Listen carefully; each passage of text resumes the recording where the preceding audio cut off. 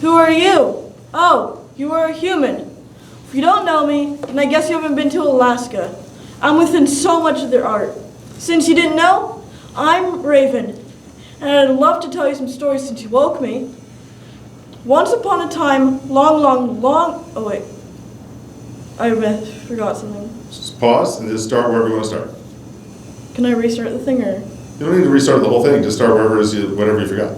Since you didn't know, I'm Raven. And the people of Alaska has held me in the core of their stories. From the Inuit people of the Arctic to the warmer, wintry areas where the Haida reside, I'm the main guy. I'd love to tell you some stories since you woke me. Once upon a time, long ago, there was some chief who kept all the glowing light of the world to himself within a box. I was flying in the dark world trying to find food, and I came upon his house and sat on a branch to scheme a plan. Luckily for me, his daughter walked out to get water from a nearby river. I knew what I had to do.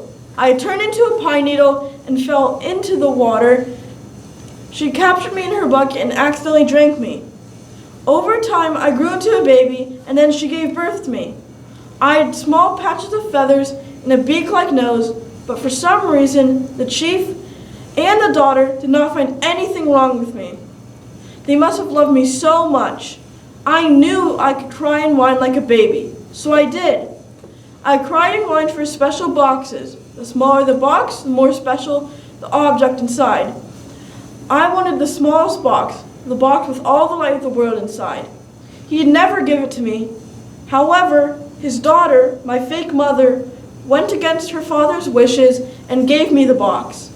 Finally, I'd gotten it.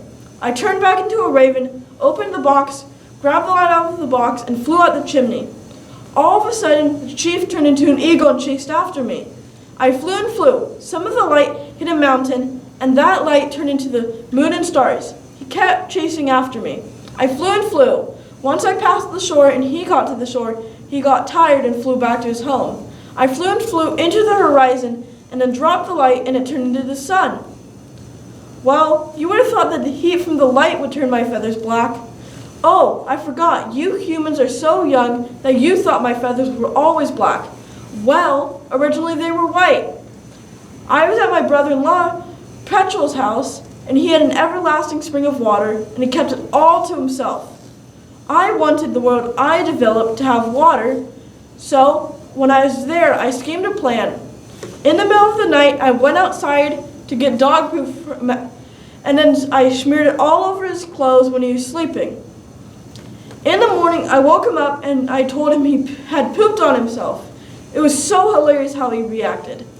In a small amount of time, he went to change. I tried to fit all the water in my beak. Somehow it fit in. It was a very large struggle.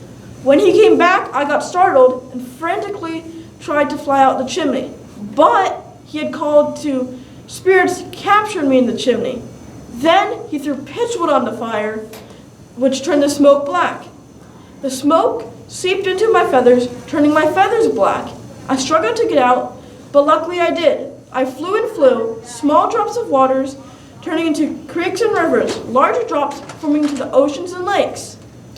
Well, what good is light and water if I'm lonely? I bet you want to know how humans were made. Well, I had made pea pod plants, much larger than the ones today. And for some reason, they had men fall out of the pea pods. I saw they were lonely, so I sculpted woman out of clay. Ha ha ha. So basically you humans are part clay, part pea pod. Enjoy the rest of your day, human, and get in good trouble, because that's what made most of the things come into existence you take for granted.